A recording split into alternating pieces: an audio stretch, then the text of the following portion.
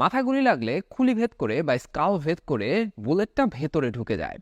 তো এই যে বুলেটটা ভেতরে ঢুকছে, এইখানে যে গর্ত করে ভেতরে ঢুকছে, এই গর্ত করার সময় প্রচন্ড গতির কারণে একটা ভ্যাকুয়াম ইফেক্ট তৈরি হয়। এই ভ্যাকুয়াম ইফেক্টের কারণে ক্রেনিয়াল ক্যাভিটি বা খুলিতে জায়গাতে জায়গাতে ফাটল ধরে।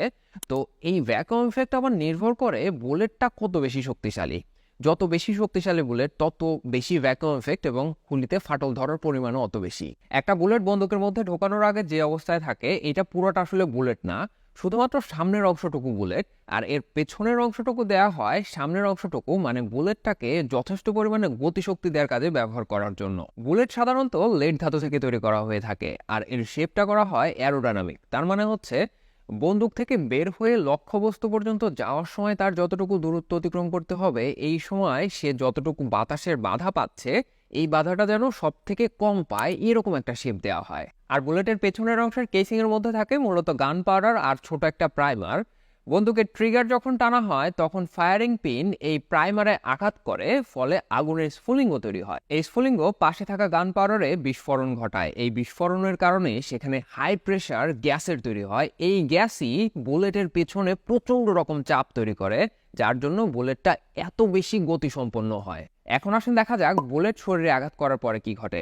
এক একটা আগ্নেয়াস্ত্রর বুলেট এক এক রকম হয়, এদের ক্ষতিগ্রস্ত করার ক্ষমতাও থাকে ভিন্ন।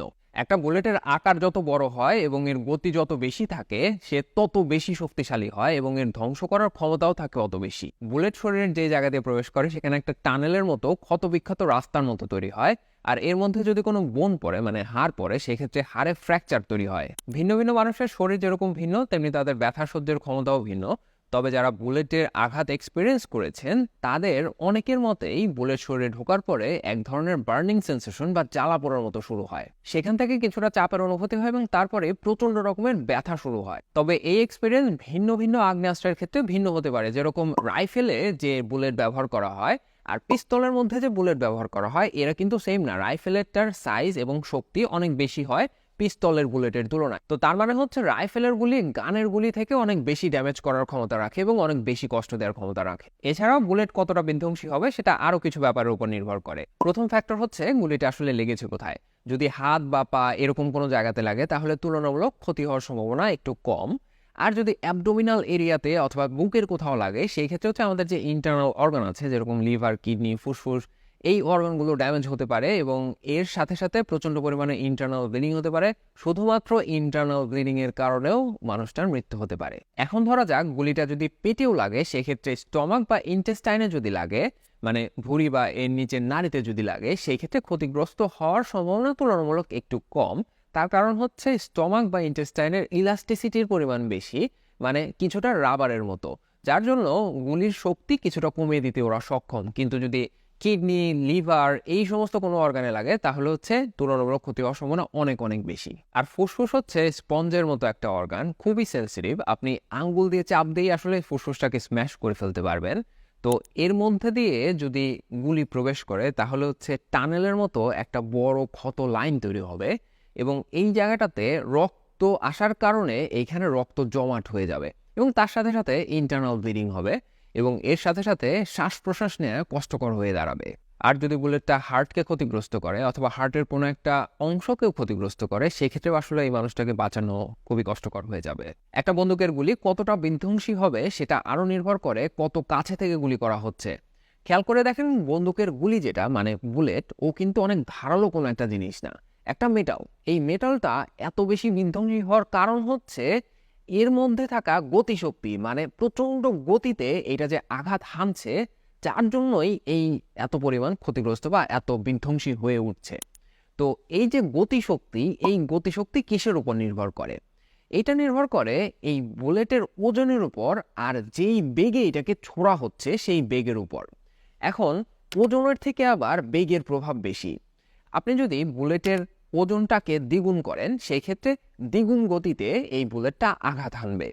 আর যদি আপনি এই বুলেটের বেগ দ্বিগুণ করেন, সেই ক্ষেত্রে গতিশক্তি বেড়ে যাবে 4 গুণ। তো এই বুলেটের বেগ আবার নির্ভর করে কত কাছে থেকে গুলি করা হচ্ছে বা লক্ষ্যবস্তু আসলে কতটুকু দূরত্বে অবস্থিত। যেই মুহূর্তে রিভলভার থেকে বা রাইফেল থেকে গুলিটা বের হচ্ছে, ওই সময়ে বেগ থাকে সব থেকে বেশি। যত দূরত্ব অতিক্রম করতে থাকে বেগ একটু করে কমতে থাকে। তার মানে হচ্ছে কাউকে যদি একেবারে সামনে থেকে গুলি করা হয় সেই ক্ষেত্রে গুলির বেগ থাকবে অনেক বেশি, এবং তার মানে হচ্ছে গতিশক্তি থাকবে অনেক বেশি। তার মানে এই বুলেটের ক্ষতি করার বা ধ্বংস করার ক্ষমতাও থাকবে অনেক বেশি। এখন আসলে দেখা যাক মাথায় গুলি লাগলে কি ঘটে। তো বুলেট মাথার ভেতরে ঢোকার পরে 3টা ঘটনা ঘটতে পারে। নাম্বার 1 হচ্ছে বুলেট ঢোকার সময় যে প্রথমে যে খুলি ভেদ করে ঢুকতে হচ্ছে তখনই অনেক বেশি শক্তি সে ব্যয় করে ফেলে, যার জন্য ও ভেতরে ঢোকার পরে ব্রেন ঝাঁঝরা করতে পারলেও পেছনের দেয়ালে গিয়ে সে ধাক্কা খেয়ে ওইখানেই থেকে যায়, মানে সে পেছনের দেয়াল ভেদ করে আর বেরিয়ে যেতে পারে না।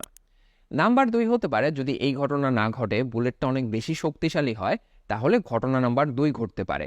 সেটা কি? সেটা হচ্ছে বুলেটটা এতটাই বেশি শক্তিশালী যে সে শুরুতে এইখান দিয়ে ঢুকলো, যে এইখান দিয়ে ঢোকার পরে ভেতরের ব্রেন ঝাঁঝরা করে এবং পেছনের খুলি দিয়ে ভেঙে আবার বেরিয়েও গেল। তো পুরো একটা টানেল তৈরি হয়ে গেল আর কি।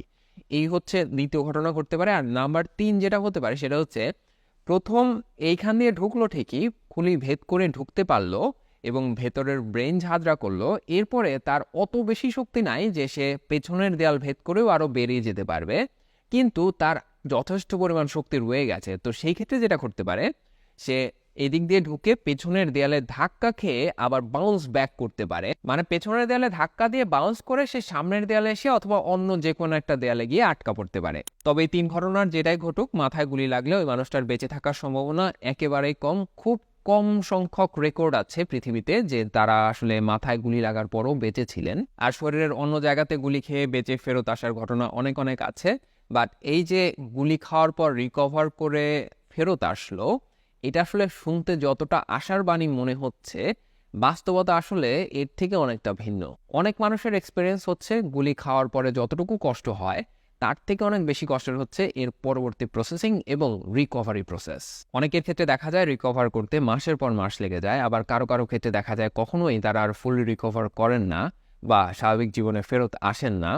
অনেকে আবার হাত হারান, পা হারান। তবে এই যে যারা রিকভার করেন বা রিকভারিং যে প্রসেসটা সেই প্রসেস ধরে যান, এইটা এতটাই পেইনফুল, তারা এতটা পেইনের মধ্যে দিয়ে যান একটা দীর্ঘ সময় ধরে, এই সময় তাদের সাইকোলজিক্যাল যে একটা ট্রমা, এই ট্রমাটা তাদেরকে পরবর্তী জীবনে অনেকটা কষ্টের কারণ হয়ে দাঁড়ায়। অনেককেই দেখা যায় যে এই গুলি খাওয়ার পরে পরবর্তীতে পিটিএসডিতে ভোগেন। তো তারপরে যদি তারা বেঁচে থাকেন এটা আসলে অনেক বেশি। তো চলেন দেখা যাক গায়ে গুলি লাগার পরে ওই মানুষটার বেঁচে থাকার সম্ভাবনা বাড়াতে আসলে কি করা উচিত। কারো গায়ে গুলি লাগলে তাকে বাঁচানোর জন্য সবার প্রথম যে কাজটা করতে হবে সেটা হচ্ছে তার ব্লিডিং বন্ধ করতে হবে, মানে রক্ত পড়া বন্ধ করতে হবে। তো এটা আপনি হাত দিয়ে চেপে ধরে বেশিক্ষণ রাখতে পারবেন না। আপনাকে যেটা করতে হবে, কোনো একটা পরিষ্কার কাপড় বা সার্জিক্যাল গজ দিয়ে চাপ দিয়ে ধরে শক্ত করে বাঁধতে হবে। ইনশিওর করতে হবে যেন রক্ত পড়াটা বন্ধ হয়। আপনার আশেপাশে যদি সার্জিক্যাল গজ না থাকে তাহলে আপনি চেষ্টা করবেন কোনো একটা পরিষ্কার কাপড় দিয়ে বাঁধতে। যদি সেটাও না হয়, আপনার হাতের সামনে যাই পান সেটা দিয়েই বেঁধে ফেলতে হবে। আর এই বাঁধার সময় খেয়াল করতে হবে গুলিটা কি শরীরের ভেতরে আটকে আছে নাকি ভেদ করে শরীর থেকে বেরিয়ে গেছে। যদি ভেদ করে বেরিয়ে গিয়ে থাকে তাহলে হচ্ছে যেই পথ ধরে বেরিয়ে গেছে সেই ক্ষতটা সাধারণত ঢোকার যে রাস্তা তার থেকে বড় হয়। তো বাঁধার সময় ওইটাকেও খেয়াল করে বাঁধতে হবে। এরপরে যত দ্রুত সম্ভব তাকে হসপিটালে নিয়ে যেতে হবে।